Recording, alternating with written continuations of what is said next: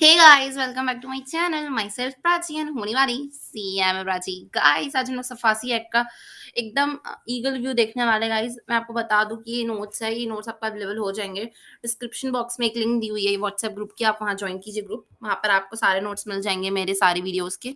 और गाइस आपको ये जो एक्ट है इसका ना मैं बहुत वो करूँगी, मतलब थोड़ा अपन स्पीडली फास्ट ट्रैक वे में पढ़ेंगे और ना शॉर्ट वे में मैं आपको समझा दूंगी, ठीक है? क्योंकि 4 नंबर के क्वेश्चन आते हैं, इसमें से ज्यादा पढ़ने की जरूरत नहीं है। तो चलो वीडियो को स्टार्ट करते हैं, लेट्स गेट स्टार्टेड। सबसे पहले इंट्रोडक्शन। गाइस कब फोर्स में आया था? 21 जून में आया था। अमेंडेड कब हुआ था? 4 और 12 पे। इसका मेन ऑब्जेक्टिव क्या है कि रेगुलेट करे बिजनेस को, स्क्रूटनाइजेशन करे और एसेट का रिकंस्ट्रक्शन करे, ठीक है? In case of Mardia chemicals private limited versus union of India, supreme court was approved the validity of law stating that it is an age per institute. ठीक है, केस लॉ हुआ था, उसके अकॉर्डिंगली बताया गया था कि ये जो एक्ट है वो अप्रूव्ड है कॉन्स्टिट्यूशन में। नॉट सो इम्पोर्टेंट गाइस, मैं जो जो कट कर रही हूँ ना वो सब पढ़ने की जरूरत ही नहीं है। ठीक है, डेट थोड़ा देख लेना, एमसीक्यू में पूछ सकता है। फिर सेंट्रल आइडिया क्या है सफासी एक्ट का? तो देखो, Indian banking system is suffering from the difficulty of non performing asset. It mean then the loan account which are classified as a bank as substandard, doubtful and losses assets after 90 days from the due date, it will become non performing asset। Guys board है कि जो Indian banking system है ना वो बहुत सारा non performing asset से deal कर रहा है, जो कि 90 डेज के बाद ना नॉन परफॉर्मिंग एसेट बन जाते हैं अगर उसको अपन यूज नहीं करते तो। ठीक है, it means 90 days is a time limit within which bank cannot classify the loan account as NPA। It is also mean that a loan account will become NPA only if it's classified by the bank as NPA। Guys, अगर आपको कोई account को NPA बताना है, अपने किसी भी loan account को NPA बनाना है, तो उसके लिए आपको 90 डेज तक रुकना पड़ेगा या फिर वो बैंक उसको अथॉराइज करेगा तभी होगा। ये सब सिर्फ जानकारी के लिए है, एग्जाम ओरिएंटेड इसका कोई काम नहीं है। This NPA should not be unreasonable level, otherwise it should be disturb the financial management and goodwill of a bank। NPA is actually defect in the balance sheet, defacing the balance sheet of a bank because such receivables can become NPA and later bad debt। Guys कुछ कुछ loan होते हैं जो कि ना non performing assets बन जाते हैं और बाद में बैड डेट्स बन जाते हैं। ठीक है, दिस नॉन परफॉर्मिंग एसेट जो है वो रिमूव करना चाहिए उनको बैलेंस शीट में तीन सिचुएशन में अपन इसको हटा देंगे। जब वो वॉलंटरी पे ऑफ द, अगर बोरर तुरंत खुद ही पे कर दे रहा है पैसे, तब अगर वो राइट ऑफ हो रहा है लोन की तरह, या फिर वो लिक्विडेट हो रहा है, बैंक जो है वो लिक्विडेट होता है। ये तीन कंडीशंस में ही हमारा जो बैड डेट है वो खत्म हो जाता है। ठीक है, all the three options are possible but they are not preferred by the bank, so the bank needs someone who should either recover all money from borrower or the person who take over the NPA। Guys देखो, government जो है ना, नहीं sorry, bank जो है ना उसको बहुत काम है यार, ये सब काम के अलावा भी काम है, तो वो क्या करती है एनपीए बना देगी। या तो कोई तुम, या तो तुम पैसा वसूल करके दे दो, या तो तुम एनपीए बना दो, दो ही काम है तुम्हारे पास। सच पर्सन विल टेक, या तो ना कुछ पर्सन क्या करेगा, पर्सनली रिकवर करेगा उस चीज को और ना तुमसे ले लेगा पैसे। ठीक है, और ओन गारंटी, खुद की गारंटी देगा और उसके बाद फिर अपन क्या कर सकते हैं, बैंक जो रहेगी वो उसको दे देगी। मैं आपको ना अच्छे से समझाती हूँ। देखो ये जो बैंक है, ठीक है, इसकी जो बैड डेट्स है या फिर इसकी जो एनपी अकाउंट है ना, ये किसी ऐसे थर्ड पर्सन को ट्रांसफर कर देगी। और ये जो थर्ड पर्सन है, आप सोच रहे होंगे ये इसका क्या जा रहा है, ये क्यों हमारी हेल्प करेगा गाइस? तो ये हेल्प इसीलिए कर रहा है क्योंकि ये क्या करेगा, ये थर्ड पार्टी जो हमारा थर्ड पार्टी है ना, उससे पैसे वसूल करना था, समझ लो 1000 रुपीज।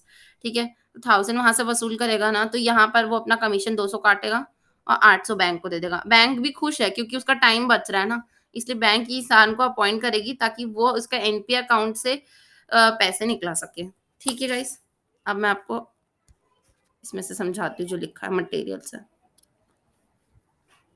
देखो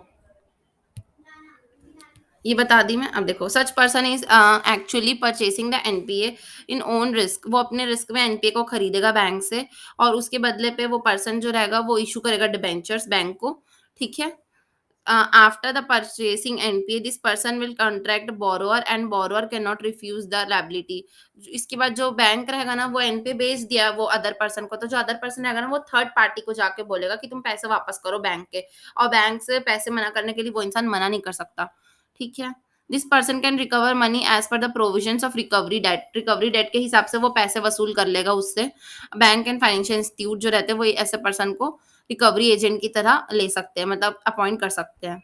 इन this case the person is able to recover the account It is the problem because NPA was acquired on the basis of sole liability of its person only. वो इंसान की अकेले की लाइबिलिटी होती है, उसी टर्म्स में वो उसको अपॉइंट करते हैं. India has enacted a law for regulation of this person so that once financially sound companies opened its business, RBI is regulated body of which is issue license. ये RBI जो है ना वो इशू करती है licence उन लोगों को जो कि एनपीए अकाउंट अपना सेल कर सकते हैं. ठीक है.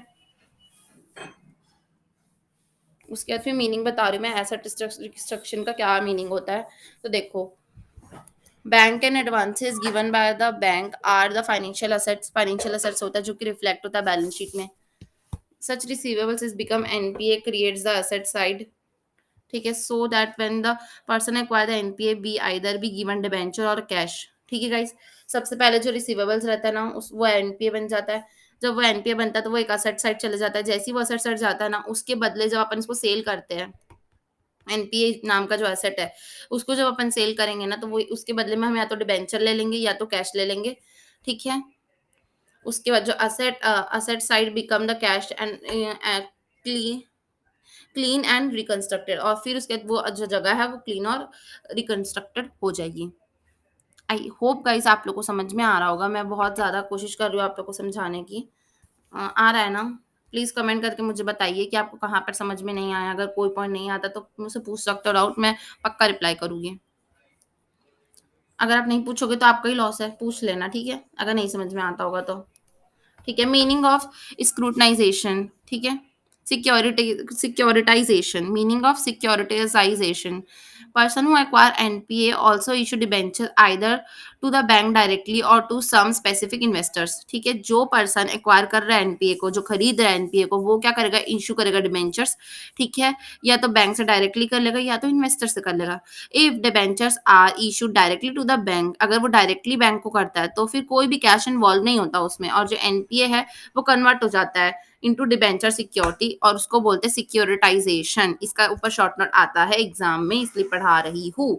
फिर से बता रही हूँ, जब कोई पर्सन एनपी खरीदता है तो खरीदने के बदले या तो वो कैश दे सकता है या तो फिर वो इन्वेस्ट कर सकता है, डिबेंचर्स इशू कर सकता है. ठीक है गाइस. तो अगर वो डायरेक्टली डिबेंचर इशू करता है बैंक को तो उस केस में कोई कैश इन्वॉल्व नहीं होता है और एनपीए डायरेक्टली चेंज हो जाता है डिबेंचर के बदले, और इसको बोलते हैं अपन सिक्योरिटाइजेशन.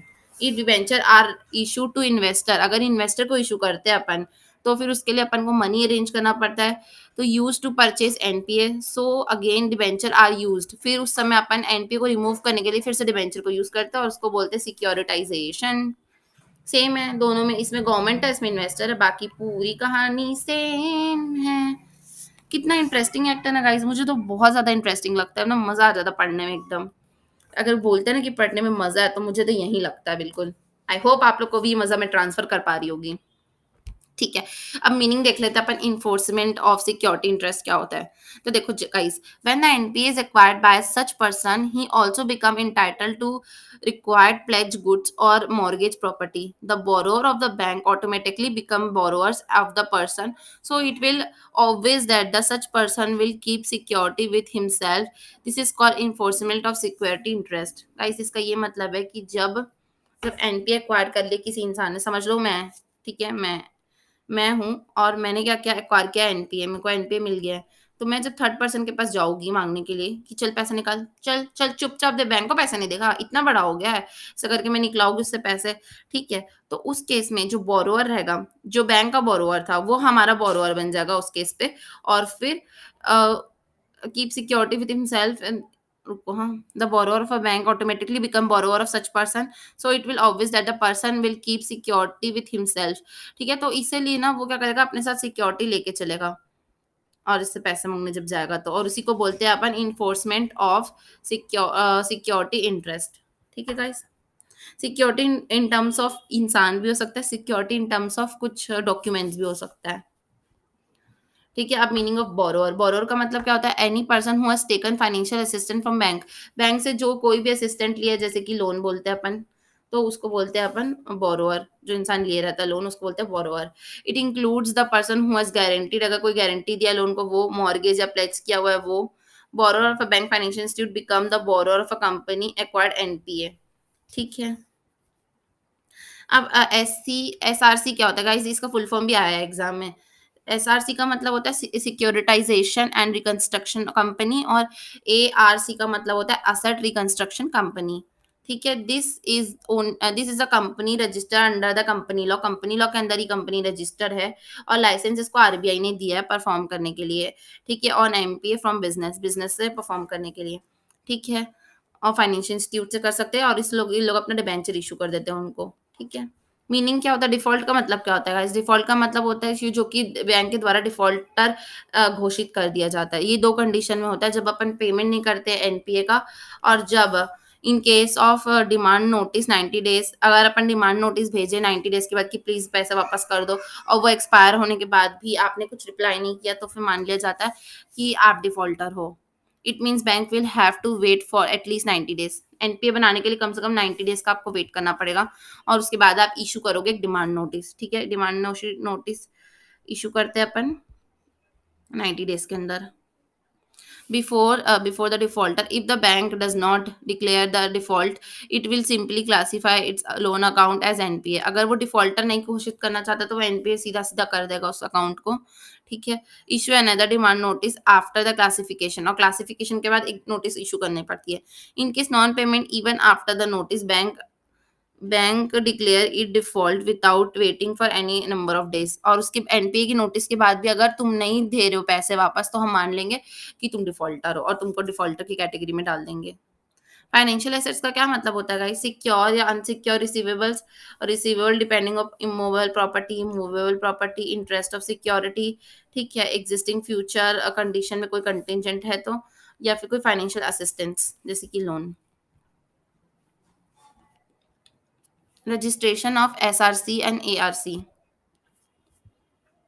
रजिस्टर्स का मतलब क्या होता है? लाइसेंस लेना। ठीक है, ना कि इनकॉर्पोरेट करना। ठीक है, लाइसेंस मिलता है इसमें, एक सर्टिफिकेट मिलता है आरबीआई से। मिनिमम नेटवर्थ हमारे 2 करोड़ होना चाहिए, जो कि इंक्रीज कर सकता है आरबीआई कभी भी। मैक्सिमम कितने परसेंट परमिटेड है? 15% परमिटेड है टोटल एसेट का, या फिर जो अमाउंट है एक्चुअली अक्वायर्ड जो है, whichever is higher. 15% of total asset, या फिर acquired whichever is higher.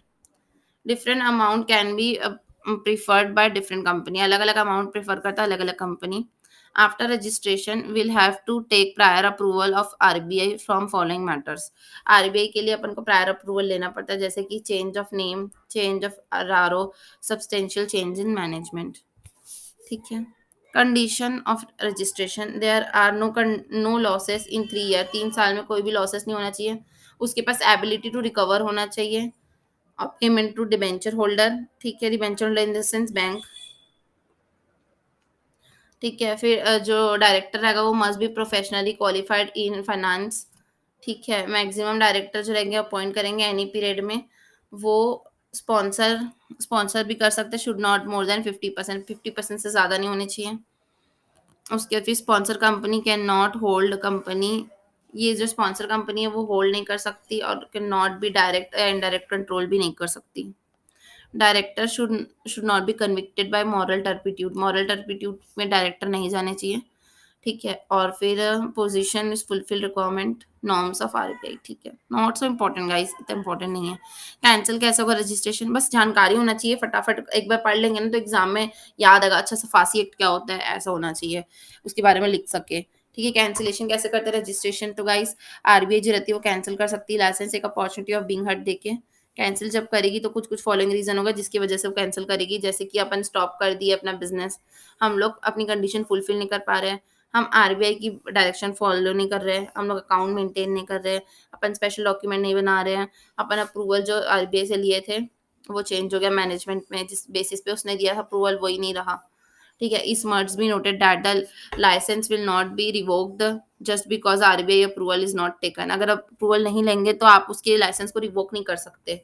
ठीक है, अब measures for assets reconstruction, asset reconstruction के क्या क्या मेजर्स लेने पड़ते हैं? तो देखो, when NPA are recovered either in full or in past but the bad debt account come down and the good asset goes up, it is called asset reconstruction. मतलब देखो, इसका हिंदी में बताती हूँ मैं। जब एनपीए रिकवर हो जाता है ना, तो फिर जो फुल या फिर पार्ट वैल्यू जो भी है, टोटल बैड डेट की वो क्या करती है, वो कम हो जाती है, क्योंकि यार देखो बैड डेट अकाउंट क्यों बना था, क्योंकि पैसे नहीं मिल रहे थे, अब पैसे मिल गए हैं, तो वो अकाउंट क्या होगा, बैड डेट अकाउंट कम हो जाएगा, एसेट रियलाइज ज्यादा हो जाएगा, ठीक है, तो एसेट रियलाइज ऊपर जाएगा, बैड डेट नीचे जाएगा, तो उसको क्या बोलते हैं, एसेट रिकंस्ट्रक्शन, ठीक है। Liquidating the collateral security in transaction way to recover a loan, but it is not only the way.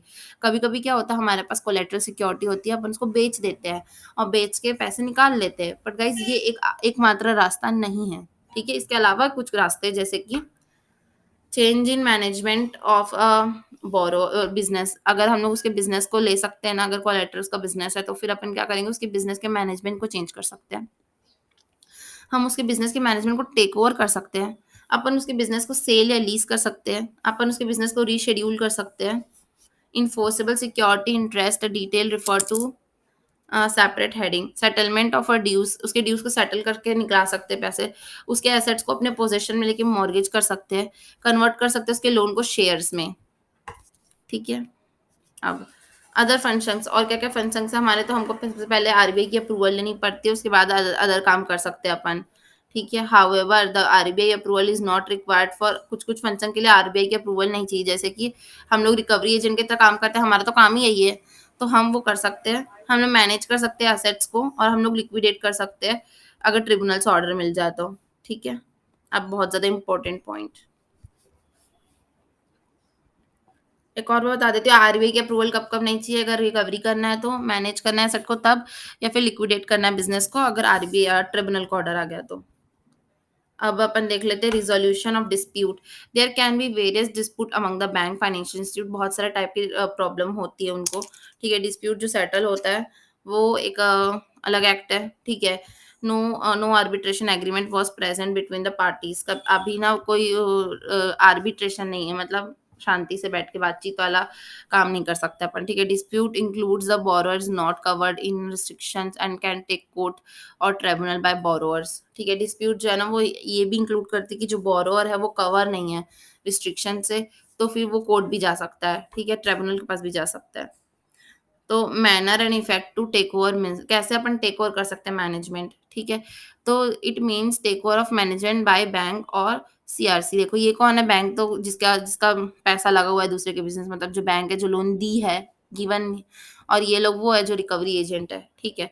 It can done subject to the advance notice, हमको अगर टेक ओवर करना है मैनेजमेंट को, तो अपन एक advance notice देंगे और फिर फाइनल वार्निंग देके टेक ओवर कर लेंगे, ठीक है। Notice shall be publish in newspaper, notice अपन बड़े बड़े होल्डिंग लगा के न्यूज़पेपर में हेडिंग लगवा के बताएंगे कि देखो देखो हम यहाँ का जो है इसको टेक ओवर करने वाले हैं करके, इंग्लिश पेपर में होना चाहिए और एक लोकल लैंग्वेज में होना चाहिए, ठीक है। From the date of publication of notice existing administration will lose the office, जिस दिन नोटिस छप जाएगी पेपर में उस दिन से वो लूज कर देगी अपनी ऑफिस को, और इंटाइटल होगी कोई भी कंपनसेशन के लिए नहीं, नॉट नॉट कंपनसेशन, कोई कंपनसेशन नहीं मिलेगा उसको, ठीक है। When the amount of a loan is recovered bank, अगर रिकवर बैक हो जाता है पूरा पैसा, तो फिर वो अपना मैनेजमेंट वापस रिस्टोर कर सकती है। If the bank is if the borrower is the company, अगर वो कंपनी है तो उसके लिए स्पेशल रूल एप्लीकेबल होते हैं, जैसे कि share holder can not be appoint any direction and can not remove director appointed by, देखो हम क्या करेंगे, अपना एक डायरेक्टर बैठा देंगे, तो वो जो डायरेक्टर है उसको कोई भी नहीं निकाल सकता, नॉट इवन शेयर होल्डर्स, ठीक है। Any resolution pass by the share holder in general meeting shall no value, उसके फिर जो शेयर होल्डर अपना पास किए थे जनरल मीटिंग में, वैल्यूलेस, कोई वैल्यू के नहीं रहेंगे उसके, जो भी पास किए उन्होंने, ठीक है। After winding up proceeding insolvency process can not be commence unless approve by सक्स, ये लोग जब तक अपॉइंट ना करे तब तक वाइंडिंग अप प्रोसीडिंग आगे नहीं बढ़ सकती, कमेंस भी नहीं हो सकती। Appeal, when a business is not satisfied with the action, जो हम लोग कर रहे हैं वो सबसे सेटिस्फाइड नहीं है अगर, ठीक है, of secured creditor or any other person in facing difficulty, appeal can file to DRT, debt recovery tribunal, अगर जो बोरोअर है वो खुश नहीं है इस एक्शन से, तो वो डेट रिकवरी ट्रिब्यूनल के पास जाकर कंप्लेन कर सकते हैं सिक्योर क्रेडिटर्स, ठीक है। Any person who is resident of JNK will appeal the district court, अगर JNK में होना तो वहां पर आप डिस्ट्रिक्ट कोर्ट पे जाके कर देना अपील, क्योंकि ना DRT JNK में नहीं है, इसीलिए, ठीक है। अपील अगेंस्ट जो भी अपील रहेगी वो 30 डेज के अंदर आपको फील करना है। और डिस्ट्रिक्ट कोर्ट में आपको जेएनके वाले के में कोई भी टाइम बाउंडेशन नहीं है, ठीक है। Borrower must deposit at least 50% of arrears, जितने का भी प्रॉब्लम है उसको उसका 50% पे करना पड़ेगा अपील के लिए, जो कि 25% तक कम हो सकती है हाई कोर्ट या फिर DR80 में, ठीक है। However no deposit can be demanded from third party, कोई थर्ड पार्टी कोई पैसे नहीं मांग सकती। मतलब थर्ड पार्टी को से मांग ही नहीं रहे, मतलब हम अपील के लिए थर्ड पार्टी को नहीं बोल रहे कि तुम पैसे दो, उसको पैसे देने की जरूरत नहीं है, जो परेशान है वो पैसे देगा 50%। और एपीलेट ट्रिब्यूनल और हाईकोर्ट पे जाते तो 25%। Central register, it mean office of a registrar appointed by CG shall register with the maintain a centralized database of all borrowers all over the India. It database will become the authenticate record। अगर central register पढ़ना इतना important नहीं, छोड़ देते हैं। Enforcement of security interest, it mean demanding the right of secure creditor जो है अपने राइट मांग रहे हैं, ठीक है, उसको बोलते हैं इन्फोर्सेबल ऑफ सिक्योरिटी इंटरेस्ट, वो अपना इंटरेस्ट मांग रहे हैं, हमको हमारा अधिकार चाहिए, हमको हमारा हक चाहिए, ठीक है। Such demand can be raise by return notice, वो अपना रिटर्न नोटिस दे सकते हैं to the borrower with time limit, time limit के अंदर अंदर वो अपने 60 डेज का जो टाइम लिमिट रहता है उतने दिन में वो बोल सकते हैं हमको हमारा हक चाहिए। Such 60 days limit can be freeze, वो फ्रीज हो सकती है जब अगर कोई एक्शन नहीं लिया गया तो, ठीक है। इफ बोरोअर पे द अमाउंट, अगर वो चुपचाप पे कर देता पूरा पैसे तो उसको अपन छोड़ देते, जाओ भाड़ में जा करके, ठीक है। दो ऑप्शन में, maintain a silence and not making payment even after expiry of days, अगर वो शांत है उसको बोले कि पैसे दे दे और अभी तक नहीं दे रहा है वो, जो 60 डेज भी बीत गए, ठीक है। तो और अगर make representative to put request or some obligation so that settlement or compromise is done, या तो वो कुछ कंडीशंस रख दिया या कुछ रिप्रेजेंटेशन रख दिया, तो उस केस पे बोरोअर के पास ये दो ऑप्शन है, ठीक है। If borrower make silence for the whole period, 60 दिन के अंदर एकदम चुपचाप बैठा कुछ भी नहीं किया, तो फिर it is a default. And if you come to place it is representation, अगर वो रिप्रेजेंटेशन लेके आता है तो फिर अपन को उसको रिस्पॉन्ड करना है 15 दिन के अंदर, ठीक है। सच 15 दिन कैन बी एग्जीक्यूट, मतलब वो इंक्लूडेड मतलब इंक्लूडेड नहीं है 60 डेज में, मतलब 60 डेज प्लस 15 दिन ऐसे मानेंगे अपन, अगर वो रिप्रेजेंटेशन लेके आता है तो उसका रिप्लाई में 15 दिन देंगे अपन, ठीक है।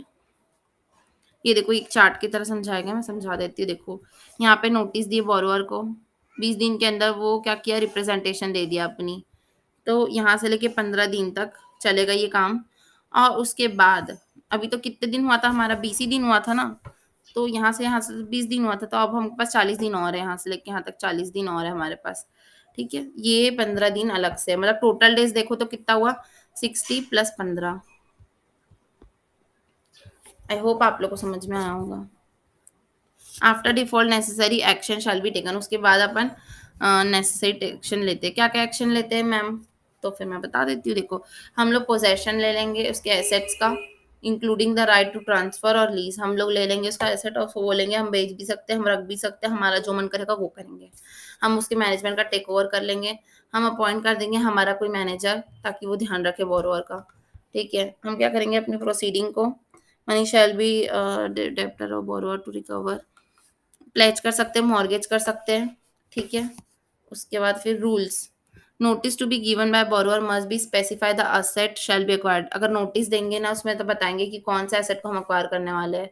Payment made to debtor of a borrower, अगर हम लोग जो पेमेंट दे रहे हैं डेटर ऑफ बोरोअर का, ठीक है, shall be valid if payment has been made to borrower, borrower को अगर उसके डेटर्स पैसे दे रहे हैं तो अपन मान लेंगे कि वो वैलिड है, ठीक है। When the asset of a borrower is put for you put for sale, अगर उसके उसके असेट को पुट फॉर सेल करते हैं अपन, तो जो बायर है इज रेडी फॉर परचेज, तो वो जाके एक्वायर कर सकते हैं, मतलब जो परचेसर है वो परचेज कर सकता है उसके एसेट्स को, बोरोअर के परचेज को, और उसके जो पैसे रहेंगे वो ये लोग रख लेंगे और वो बोरोअर को बता देंगे कि तुम्हारे पैसे रखे हैं हम। Such purchase price shall be adjusted with loan amount, loan amount से एडजस्ट कर लेंगे अपन, और अगर ज्यादा होगा तो बोरोअर को वापस कर देंगे, ठीक है। जितने भी एक्सपेंसेस है, जो भी कॉस्ट इन्वॉल्व हो रहा है रिकवरी में, ठीक है, तो वो एडिशन कर देंगे अपन लोन अमाउंट में। अगर लोन अमाउंट 1,000 का था और 100 रुपए लगा खर्चे में ये सब सेटलमेंट में, तो 1100 का हो गया अब तुम्हारा बिल, अब तुमको 1100 पे करना पड़ेगा। If the whole amount can not be recovered, अगर पूरा अमाउंट रिकवर नहीं कर पा रहे तो हम लोग फाइल कर देंगे एक रिकवरी केस बैलेंस अमाउंट के ऊपर.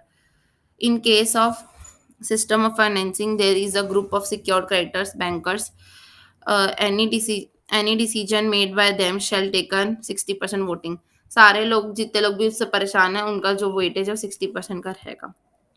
ठीक है गाइस, उसी के साथ हमारा सफासी एक्ट यहीं पे खत्म होता है. आई होप आप लोग को बहुत मजा आया होगा गाइस, मुझे भी बहुत मजा आया आपको पढ़ाने में.